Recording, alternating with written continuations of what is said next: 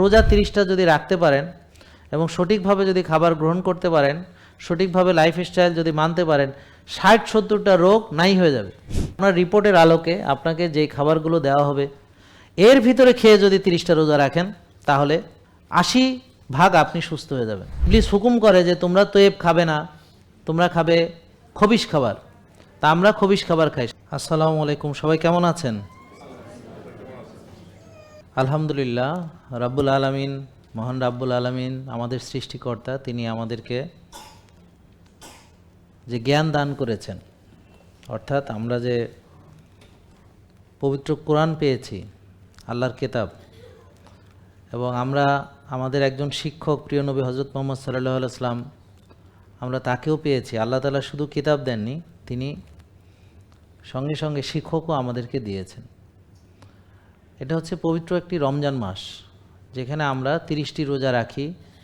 এমনকি যারা রোগী তারাও রাখে, যারা প্রচণ্ড কষ্টে থাকে তারাও রোজা রাখে, যারা একটু সময় না খেয়েও থাকতে পারে না তারপরেও তারা রোজা রাখে। তো এটা হলো যে আমাদের এই যে আল্লাহর প্রতি যে আমাদের যে এত ভালোবাসা, এবং আমরা এই ভালোবাসা থেকেই কিন্তু এই যে রমজানের পবিত্রতা রক্ষা করার জন্য আমরা রমজানে 30টি রোজা রাখি। অন্য মাসে এটা পারি না, কিন্তু রমজানে আমরা পারি।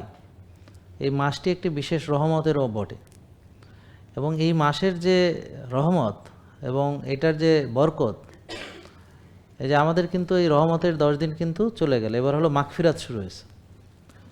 তো এখন এই রহমত, বরকত, মাগফিরাত, এরপর হচ্ছে দোজকের আজান থেকে, মানে দোজকের যে আগুন সেটা থেকে নাজাত।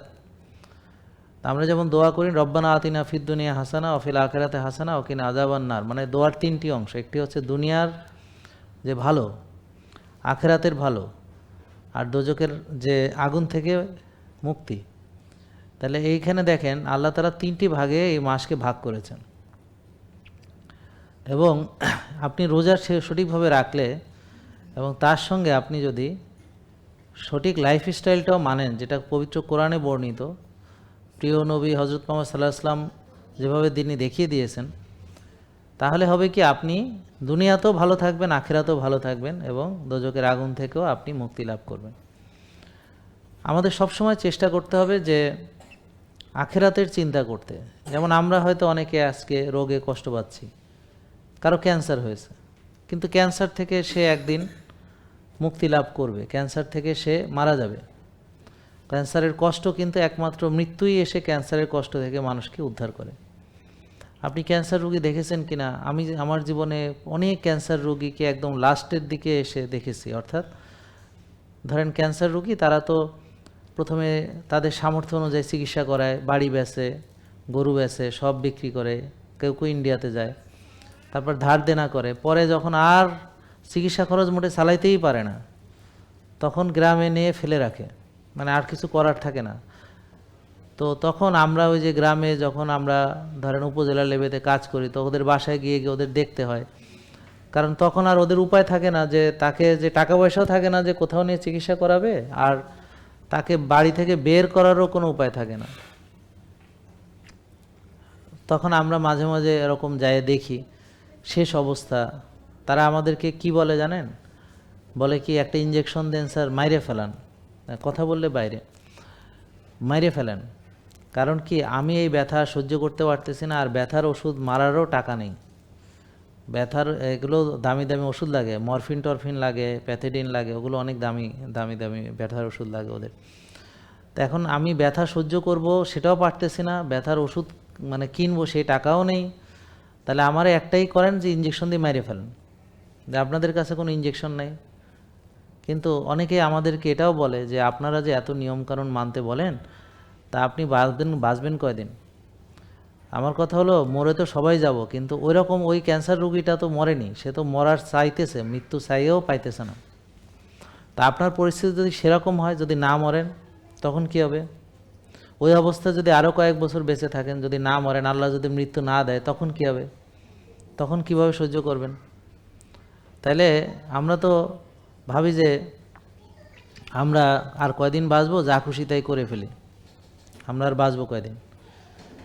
তো তো যা খুশিতেই করে মরে গেলে তো ভালোই হতো, কিন্তু যদি না মরেন, যদি প্যারালাইসিস হয়ে পচতে পচতে পচতে পচতে যদি অনেক দিন হয় যে শরীর থেকে আপনার মাংস খসে খসে পড়তেছে, আখেরাতে যদি চিন্তা আমরা করি, আখেরাতকে যদি গুরুত্ব দেই, তাহলে কি হয় যে আমাকে কবরে কিভাবে আমি ভালো থাকবো, আল্লাহর সামনে যখন দাঁড়াবো তখন আমার মুখটা যেন উজ্জ্বল থাকে। তো মলিন হবে কাদের মুখ? যারা দুনিয়াতে আল্লাহকে স্মরণ করেনি, যারা দুনিয়াতে আল্লাহর বিধান মানেনি, যারা দুনিয়াতে নিজের ইচ্ছায় চলেছে, নিজের ইচ্ছাকে গুরুত্ব দিয়েছে, আল্লাহর ইচ্ছাকে গুরুত্ব দেয়নি। আল্লাহ যেভাবে চান সেটা তারা মানেনি, বরং সে নিজে যেমন পছন্দ করে তেমনভাবে সে চলেছে। তো এই যে জীবন আচরণটা, এটাকে বলে দিন। দিন মানে একটা জীবন বিধান, দিন মানে একটা, তা আমাদের জন্যে ইসলামকে আমাদের জন্যে চয়েস করতে বলা হয়েছে যে তোমরা দিন হিসেবে ইসলামকে বেছে নাও। আবার বলা হয়েছে যে আমরা যেন পূর্ণাঙ্গ মুসলমান না হয়ে কবরে না যাই। এখন আপনি কখন মারা যাবেন সেটা কি আপনি জানেন? তাহলে আমরা কি জানি যে আমি কবে মারা যাব? আজকে যদি আপনাদের সবাইকে জানানো হয় যে আপনারা অমুক তারিখে মারা যাবেন, এবং আপনি যদি আপনার মৃত্যুর দিনটা আজকে জানেন, তাহলে দেখবেন যে একটা মানুষও দুনিয়ার দিকে তাকাবেও না, দুনিয়ার দিকেই তাকাবে না। তো এই জিনিসটা আল্লাহ গোপন রেখেছেন কেন জানেন? কারণ পৃথিবী অচল হয়ে যাবে, কেউ কাজ করবে না, কেউ টাকা ইনকাম করবে না, কেউ ব্যবসা করতে যাবে না। কেননা সে তার মৃত্যু অমুক তারিখে, এখন সে মারা যাবে, এখন সে দুনিয়ার দিকে আর তাকাতে পারবে না। সে শুধু এবার নামাজের বিছানায় পড়ে থাকবে, সে শুধু আল্লাহরে ডাকতে থাকবে। বুঝতে পারছেন? যখন মানুষের ডেট দিয়ে দিবে যে তুমি এতদিন, এই কারণে আল্লাহ তাআলা কারো ডেট দেন না। এখন যাদের মনে করেন যে হায়াত পায়, তারা তো বার্ধক্য পর্যন্ত পৌঁছাতে পারে, তারা তখন অবসর জীবনে এসে নামাজ কালাম করতে পারে, বা ভাবে আমরা বড় হইলে নামাজ পড়ব, বুড়া হইলে নামাজ পড়ব। কিন্তু আপনি যে অতটুকু হায়াত পাবেন তার তো কোনো নিশ্চয়তা নেই। আপনি হঠাৎ করে অ্যাক্সিডেন্টে মারা গেলেন, কিন্তু আপনি ভাবছেন যে কয়দিন পরে আপনি নামাজ ধরবেন, কিন্তু আপনি যে অ্যাক্সিডেন্টে মারা গেলেন, আপনি তো আর নামাজ ধরতেই পারলেন না, তার আগেই তো আপনি মরে গেলেন। আর আমরা রোজা রাখি, ইফতার করি হচ্ছে তৈব খাবার খাই না, ডুবো তেলে ভাজা, তারপরে চিনির শিরা, চিনির শরবত, তারপরে ঘন লাল চিনিযুক্ত একটা পানীয়র মধ্যে আরও পানি মিশায়, এটা রুহানি মনে করে খাই। তারপরে আর একটা হচ্ছে হলুদ কি আছে, ওটার মধ্যে চিনি মিশাইয়া বা চিনি মিশানোই থাকে, ওই হলুদ রঙের, এটাও মানে বিশাল পবিত্র মনে করে খাই। কোনোটারে ফলের রস মনে করে খাই। বুঝতে পারছেন? এরকম নাকি ইফতারে? এখন প্রশ্ন হলো এগুলো তৈব কিনা?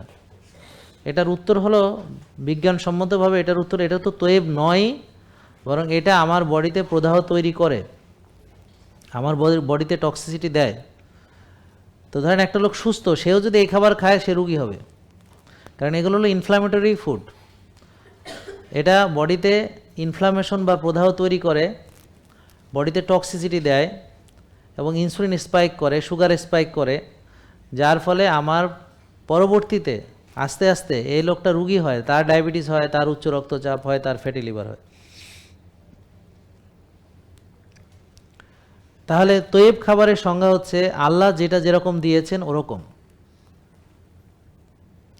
আল্লাহ দিয়েছেন মুরগি, ধরেন আমাদের যে দেশি মুরগিগুলো আছে না, সেই মুরগিগুলো যদি নিজে চলাফেরা করে, রোদে থাকে, এবং খুঁটে খুঁটে নিজের খাবার সংগ্রহ করে, এবং সে খুশি হয়ে যে কটা ডিম দেয়, এটাতে যে আমরা সন্তুষ্ট থাকি, তাহলে এটাই হলো তৈব। মানে ওই ডিমটা আমি খাবো, ওই মুরগিটা আমি খাবো, এটা হলো আমার জন্য তৈব।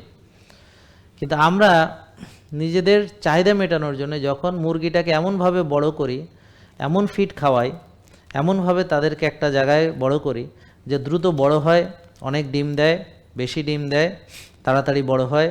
তো এই যে ফিড খাওয়ানো হচ্ছে, তারপর ওই ফিডের ভিতরে কি থাকে, মুরগিটা কোনো চলাফেরা করতে পারে না, একটা জায়গায় থাকে, রোদে যায় না, তো তার ন্যাচারাল যে লাইফ সেটা নেই, এবং তার জাতটা ওই জাতের না, তার জাতই আলাদা, জাতটাকে ধীরে ধীরে ক্রস করে করে আলাদা জাত বানানো হয়েছে। এখন যেইটা যেমন প্রকৃত পবিত্র, আল্লাহ যেটা যেমন দিয়েছেন সেটা তেমন, সেটা হচ্ছে তৈয়েব, এবং সেই খাবারটা আমার জন্য কল্যাণকর হতে হবে। অর্থাৎ যেটা খাঁটি, যেটা আল্লাহ যেটা যেমন দিয়েছেন তেমন অ্যাজ ইট ইজ। আমার কথা বুঝতে পারছেন? এবং আমি এটার উপযুক্ত কিনা সেটাও দেখতে হবে। যেমন ধরেন একজন ডায়াবেটিস রোগী, সে একটা ধরেন একদম খেজুর গাছ থেকে পেড়ে খেলো, তো এখন তার সুগার 22। এখন সুগার 22 কেন হয়েছে? সেটা হচ্ছে যে এক তো হচ্ছে সে এই 22 সুগার বানানোর জন্য অবশ্যই সে অনেক কিছু করেছে যেটা আল্লাহ পছন্দ করেন না, এমন অনেক কিছু যেটা আমরা একটু পরেই জানতে পারবো। তো এখন সে 22 সুগার, এখন সে ওই খাবার তার জন্য তয়েব হবে হবে না। কেননা ওর শরীরটা ওটা গ্রহণ করার উপযুক্ত নেই। কেন নেই? কারণ সে নিজেকে অনুপযুক্ত তৈরি করেছে। কিভাবে তৈরি করেছে? এক হচ্ছে যে সে ওই যে নষ্ট খাবার খেয়েছে, তয়েব খায়নি, বারবার খেয়েছে, বেশি বেশি খেয়েছে, সেটাকে ব্যবহার করেনি, বার্ন করেনি, কায়িক শ্রম বা ব্যায়াম করেনি। এছাড়াও সে রাত জেগেছে, টেনশন করেছে বা আরও অন্যান্য অনিয়ম করেছে, নিজের প্রতি সে জুলুম করেছে, নিজের যত্ন নেয়নি, নিজের দিকে তাকায়নি, নিজেকে সময় দেয়নি, নিজের কোনো যত্ন নেয়নি। তাহলে এগুলো সব হচ্ছে ইসলামের বাইরে, মানে সীমা লঙ্ঘন। তার ওজনটা এত বেশি, অনেক সীমা তার লঙ্ঘিত হয়েছে। কোষের ভিতরে এত বেশি চর্বি জমেছে যে কোষের যে ধারণ ক্ষমতা তার ক্যাপাসিটির অনেক বাইরে, মানে অতিরিক্ত চর্বি জমেছে, অতিরিক্ত ওজন বেড়েছে, অতিরিক্ত ভুঁড়ি হয়েছে, লিভারে অতিরিক্ত চর্বি জমেছে। তাহলে এগুলো সবই সীমা লঙ্ঘন। আল্লাহ সীমা লঙ্ঘনকারীকে পছন্দ করেন। আল্লাহ পছন্দ করেন ডিসিপ্লিন। তাহলে খাবার ব্যাপারে আমাদের যে ডিসিপ্লিন সেটা হচ্ছে আমরা যেমন হালাল এবং তয়েব খাবো, প্লাস 1 ভাগ খাবো 3 ভাগের 1 ভাগ, 1 ভাগ পানি খাবো, 1 ভাগ ফাঁকা রাখবো, প্লাস ক্ষুধা লাগলে খাবো, ক্ষুধা থাকতে থাকতে খাওয়া শেষ করব, এবং রোজাও রাখবো, এবং ওই খাবারটাকে ব্যবহার করব কায়িক শ্রম বা ব্যায়াম করে বা ফিজিক্যাল কোনো অ্যাক্টিভিটি দিয়ে ওইটাকে ব্যবহার করব। কারণ আল্লাহ তাআলা দুনিয়াতে আমাদের যে কোনো কাজ, অযথা কাজ পছন্দ করেন না আল্লাহ তাআলা। অযথা কাজ যেটা হচ্ছে সময় নষ্ট বা অর্থ নষ্ট বা অপব্যয় বা অপচয়। ধরেন আপনি খাবেন, খাওয়ার একটা উদ্দেশ্য কি? উদ্দেশ্য হচ্ছে আমি এই খাবার থেকে যেন শক্তি পাই। তাহলে যদি আমি এমন খাবার খাই যেখান থেকে আমি শক্তি পাই না, বরং খেতে খেতে আমি আরও দুর্বল। যেমন ধরেন যাদের ওজন বেশি তারা কি শক্তিশালী হয় না দুর্বল হয়ে যায়? যারা বেশি খেতে খেতে মোটা হয়ে যায় তারা কি আরও শক্তিশালী হয় নাকি আরও দুর্বল হয়? এত দুর্বল হয় যে হাঁটতে পারে না। তাহলে খাবার খাচ্ছে, আমি দুর্বল হচ্ছি। তাহলে খাবারের উদ্দেশ্য ছিল শক্তিশালী হওয়ার জন্য, তাই না? এরপর হচ্ছে খাবার হচ্ছে আমাকে পুষ্টি যোগাবে। তা আমি এমন খাবার খাচ্ছি যেটা আমার শরীরে পুষ্টি দিচ্ছে না। খাবার আমাকে সুস্থ রাখবে। আমি এমন খাবার খাচ্ছি যে বাংলাদেশে সবাই এখন রুগী, এখন সবার ঘরে ফার্মেসি, সবাই ওষুধ খায়, সবার ঘরে ঘরে ওষুধ আছে। তার মানে আমরা সবাই যে খাবার খাই সেটা এতই মানে পবিত্র এবং এতই আপনার তয়েব যে আমাদের সবাই রুগী এখন। তাহলে এটা কি করে তৈরি হয়? যেই খাবার খেয়ে আমরা সবাই রুগী হচ্ছি, যেই খাবারে পুষ্টি নাই, যেটা খেয়ে আমি শক্তিশালী হচ্ছি তো নাই বরং, তাহলে এই খাবারকে খাওয়া আমাদের উচিত? তাহলে দেখেন আমরা সেটাই খাচ্ছি। তাহলে খাবারের যে উদ্দেশ্য ছিল আমাকে গঠন করবে, তাহলে এই খাবার আমাকে গঠন করছে ঠিকই, তো নষ্টভাবে গঠন করছে, যার ফলে আমরা রোগী হচ্ছি। তাহলে আমি যদি মানে তয়েবের ব্যাখ্যা করতে যাই, তাহলে এমন খাবার যেই খাবার আপনাকে সুস্থতা দিবে, যেই খাবার আপনাকে শক্তিশালী করে গঠন করবে, যেই খাবার আপনাকে এনার্জি দিবে, যেই খাবার আপনার ব্রেন ফাংশন ভালো রাখতে সাহায্য করবে, সকল অর্গান ভালো রাখতে সাহায্য করবে। কিন্তু যেই খাবার আপনার চোখ নষ্ট করতেছে, যেই খাবার আপনার ব্রেন রটিং, মানে ব্রেনটাকে সে এরকম দখল করে ফেলতেছে, ব্রেনটাকে সে ধ্বংস করে দিতেছে। তো ব্রেন ধ্বংস করাতে কি হচ্ছে? আমি বুঝতে পারতেছি না যে কোনটা আমার জন্য কল্যাণ আর কোনটা আমার জন্য কল্যাণ নয়, যার ফলে আমি নিজের টাকায় নিজে এমন খাবার ক্রয় করে নিজের মুখে তুলে দিচ্ছি যেটা আমাকে ধ্বংস করছে। তাহলে নিশ্চয়ই এটা কোনো ভালো ব্রেনের পরিচয় নয়। যদি আমার ব্রেন সঠিকভাবে কাজ করতো তাহলে অন্তত আমি নিজ হাতে নিজেকে ধ্বংস করতাম না। তাহলে পবিত্র কোরআনে আল্লাহ বলেছেন, কোরআনের আয়াত, যে তোমরা নিজ হাতে নিজেকে ধ্বংস করো না। তাহলে এই আয়াতটাকে আমরা অস্বীকার করছি, আমরা তয়েব খাবার আয়াতকে অস্বীকার করছি। অনেকে হারাম ইনকাম থেকে হারাম খাওয়ার আয়াতকে অস্বীকার করছে। তারপরে বেশি খেয়ে আমি সীমা লঙ্ঘন করে এই আয়াতকে অস্বীকার করছি। ইবলিস হুকুম করে যে তোমরা তৈব খাবে না, তোমরা খাবে খবিশ খাবার। তা আমরা খবিশ খাবার খাই, সারাদিন রোজা রাখি আল্লাহ, আর খাওয়ার সময় ইবলিসের প্রেসক্রিপশন অনুযায়ী যত রকম ডুবো তেলে ভাজা আছে, তারপর শাহি জিলাপি আছে, বুরিন্দা আছে, ছোলা আছে, মুড়ি আছে। তো মুড়ি কি? ইউরিয়া। মুড়ি কি? মুড়ি হচ্ছে এমন সেই ধান যেটা হাইব্রিড, কেমিক্যাল ফার্টিলাইজার পেস্টিসাইড দ্বারা উৎপাদিত এবং ফাইবার ফেলে দিয়ে সেটাকে সাদা করা হয়েছে, সেটা ইউরিয়া দিয়ে মুড়ি বানানো হয়েছে। এখন সেটা আপনি সোলার ভিতর খাচ্ছেন, সেই সোলাটাও সেই কেমিক্যাল যুক্ত।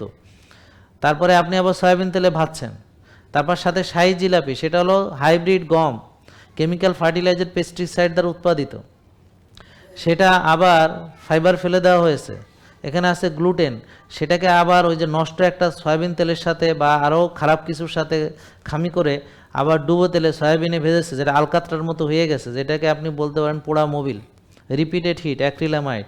সেখান থেকে আবার ঘন চিনি, মানে চিনি শিরায় চুবাইছে, তার ভিতর ঘন চিনি আছে ৭৫ ভাগ।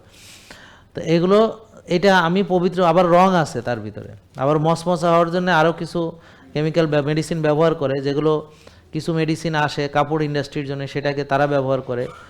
এখন এইভাবে তারা হ্যাঁ হাইড্রোজ, তো এইভাবে তারা, আপনি তো জানেন মাশাল্লাহ, এই যে ওরা এই কয়েকদিন আগেও ধরা খাইলো, এইটাও ব্যবহার করে। এটা আপনি মসজিদে পবিত্র মনে করে খাচ্ছেন, ইফতারিতে পবিত্র মনে করে, এটা ছাড়া আপনার ইফতার হইতেছে না, এটা ছাড়া আপনার মিলাদ হইতেছে না, এটা ছাড়া আপনার মসজিদে তবারক দেওয়া যাইতেছে না। আমাদের ঐতিহ্য যেটা ছিল, গ্রাম বাংলায় কে ইফতার করতো, একটু কোনো রকম সিদ্ধ ছোলা বা একটু পানি খেয়ে রাতের খাবারটা খেয়ে ফেলছে। গ্রামে কোনো এছাড়া কোনো ইফতার আমি দেখি নাই। আমরা ছোটোবেলায় গ্রামে ছিলাম, আমরা জানি কি করছে সেখানে। ইফতারের বাহারি আয়োজন আমি শহরে আসার পরে টের পাইছি, কিন্তু আমরা যখন গ্রামে ছিলাম, রোজা রাখছে, পানি টানি খাইয়া নামাজ পড়ে এসে খাওয়া দাওয়া করে ফেলছে, রোজার শেষ এখানে। বা কেউ একটু খেজুর খাইছে বা একটু সিদ্ধ ছোলা ছিল, ব্যাস এটুকু খাইছে, বা একটু ছোলা ভাজি করছে কেউ, এরকম। তাও তখন মানুষ সরিষার তেল ব্যবহার করতো, তখন সয়াবিন ঢোকেনি ওভাবে গ্রামে। গ্রামে সয়াবিন তেল এখন ঢুকেছে, কিন্তু তখন সবাই সরিষার তেল ১ ছটাক করে সরিষা ১ সপ্তাহ যাইত। ভাজা ভজা করতে ওদের মানে আটটা লাগতো, কারণ ভাজতে অনেকগুলো তেল চলে যায়, তো এইসব ভাজা পোড়া তারা কমই খাইত। ১০০ টাক তেলে ১ সপ্তাহ যাইতো একটা ফ্যামিলির। আমি ছোটোবেলায় যখন বাজারে যেতাম আব্বার সাথে, তো একটা থাকতো ১ লিটারের বোতল, ওখানে কেরোসিন তেল নীল রঙের বোতল, আর হলুদ রঙের ছোট বোতল, ওইখানে সরিষার তেল ১০০ টাকা। এই ১ সপ্তাহের বাজার, এই দিয়ে ১ সপ্তাহ তোমার হারিকেন চেরাক যাই জ্বালাও এই তেলের মধ্যে জ্বালাইতে হবে, আর যাই খাও তোমার এর ভিতরে খাইতে হবে। আমরা এখন মাসে বলে ১০-১৫ লিটার তেল ঢালে আমাদের মহিলারা, একটা সংসারের জন্য মাসে ১০-১৫ লিটার তেল ঢালে, রোজাতে ২০ লিটারও লাগে। তাহলে আপনি মানে রুগী হবেন না কেন? এই যে বাহারি আয়োজন, এই যে মানে অতিরিক্ত ভোজন এবং অতিরঞ্জন। তাহলে রমজান এসেছে আমাদের সিয়াম সাধনা, রমজান হচ্ছে আমাদের কি সিয়াম সাধনা, তাকওয়া অর্জনের মাস। তাহলে এটা রহমতের মাস, এটা বরকতের মাস, এটা হচ্ছে নাজাতের মাস। আমার কথা বুঝতে পারছেন? তো এই মাসে আমাদের কি করতে হবে? চরম খাইয়া কোরআন অবমাননা করতে হবে, যে হালাল তৈব আল্লাহ বলছে কোরআনে, এটার ১২টা বাজানোর জন্য আমাদের দেখাইতে হবে যে এই মাস হলো চরম খাইদাইয়ের একটা মাস, যে অন্য মাসের চেয়ে খাবার খরচ ৩ গুণ বেশি এই মাসে। হ্যাঁ সেটাই তো, নাকি বোঝেন নাই কথা? 3 গুণ বেশি। তাহলে এর মাধ্যমে আমরা কি করতেছি? আমরা রোজাকে বৃদ্ধাঙ্গুলি দেখাইতেছি, সারাদিন না খেয়ে উপোস করতেছি, কিন্তু আসলে এই মাসের সবচেয়ে বেশি অমর্যাদা করতেছি অতিরিক্ত ভোজনে এবং অতিরিক্ত আয়োজনে এবং উৎসবমুখর পরিবেশে বিভিন্ন রকম নোংরা, বিভিন্ন রকম মানে রোগ তৈরিকারী খাবার, বিভিন্ন রকম খবিশ খাবার, যেটা কোরআনের ভাষায় খবিশ খাবার, যেটা আমরা খাচ্ছি। অথচ আল্লাহ বলছে তোমাদের খবিশ কেন নিষেধ করেছে জানো? তোমাদের কল্যাণ, ভালোর জন্য নিষেধ করছে। হারাম কেন নিষেধ করছে? তোমাদের ভালোর জন্য করছে। তাহলে আমরা খালি আমাদের ভালোটা বুঝি না।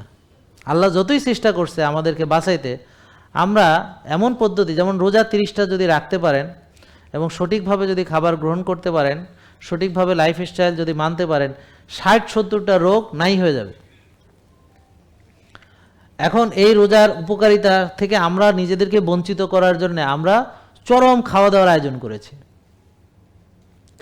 শুধুমাত্র একটা লোক, আজকে যারা আপনারা এসেছেন, যে আপনার রিপোর্টের আলোকে আপনাকে যে খাবারগুলো দেওয়া হবে এর ভিতরে খেয়ে যদি 30টা রোজা রাখেন তাহলে 80 ভাগ আপনি সুস্থ হয়ে যাবেন। 80 ভাগ, শুধু খাওয়া এবং না খাওয়ার ভিতরে 80 ভাগ।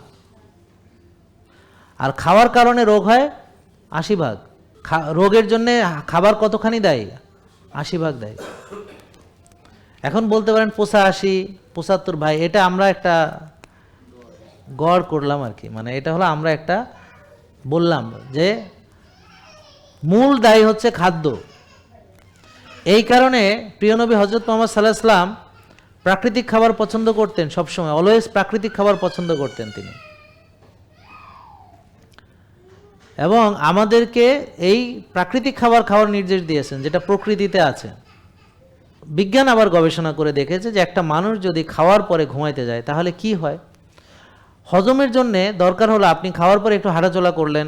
যেমন আমরা এসার আগে আমি তারাবি পড়লাম, তা আমি তারাবিতে তো 20 রাকাত, এসার আবার আছে 4, আবার হচ্ছে 2, 6, আবার পরে 3, 9, এছাড়া আমরা গিয়ে আবার পড়ি 2, 4 যা পারি।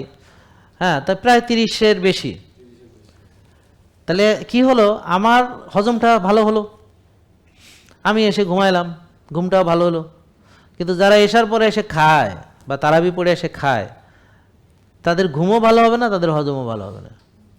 যারা খাই অমনি শোয় তাদের ঘুমও ভালো হবে না, তাদের হজমও ভালো হবে না। কারণ হজমের জন্য দরকার একটু নড়াচড়া, একটু হালকা হাঁটাহাঁটি।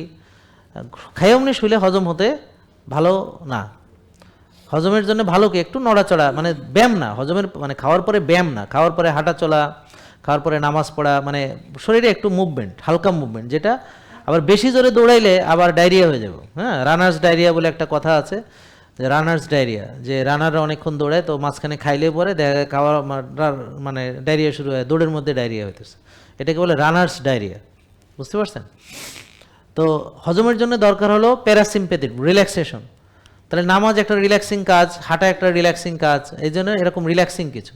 এখন জোরে দৌড়াইলে সেটা হজমের জন্যে ভালো না, সিরিয়াস ব্যায়াম করলে খাওয়ার পরে সেটা হজমের জন্যে ভালো না, ঘুমাইলেও হজমের জন্যে ভালো না। তাহলে ভালো হজমের জন্য দরকার একটু খাওয়ার পরে নড়াচড়া, হালকা হাঁটাহাঁটি, নামাজ পড়তেছেন এটা। আর ঘুমের জন্য দরকার হচ্ছে খালি পেট। কেন? কারণ আপনি যে হজম প্রক্রিয়া চলমান, মেটাবলিজম চলতেছে, এর ভিতরে আপনি ঘুমাচ্ছেন, তা আপনার বডি তো টেম্পারেচার হাই থাকবে, তা ঘুমের জন্য তো টেম্পারেচার লো থাকা দরকার। কোর টেম্পারেচারটা পড়ে গেলে ঘুমের জন্য ভালো।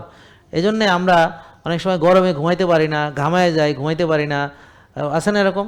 কেন পারি না? কারণ ঘুমের জন্য উপযুক্ত আসলে ঠান্ডা আবহাওয়া। বুঝতে পারছেন? শরীরের টেম্পারেচারটা ফল করে ঘুমের ভিতরে, দেখবেন শরীর ঠান্ডা হয়। তাই জন্য কী করে, শরীর সবার অ্যাক্টিভিটিকে ক্লোজ করে সে তার নিজস্ব কাজগুলো করে। কিন্তু আপনি যদি ধরেন অনেক ব্যায়াম করে ঘুমাইতে যান তাহলে ভালো ঘুম হবে না, কারণ মাসেলগুলো তখনও ঠান্ডা হয় না, গরম থাকে। জেকে লাইফস্টাইল, ওষুধ মুক্ত সুস্থ জীবন।